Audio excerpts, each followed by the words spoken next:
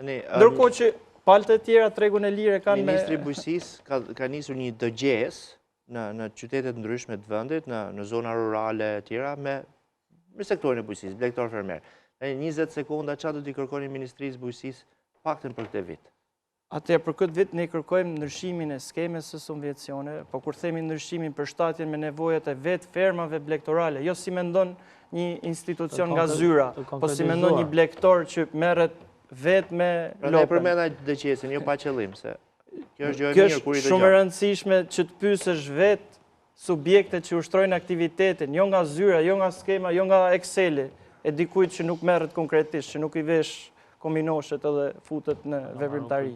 Ta shkolloj me bë punë nga zyra, ndërsa konkretisht për prodhimin e qumshtit është sfidë në vete. Ato që e din atë sfidë, ato din se sa duhet të jetë subvencioni dhe metodat që të arrijë subvencioni ke fermeri.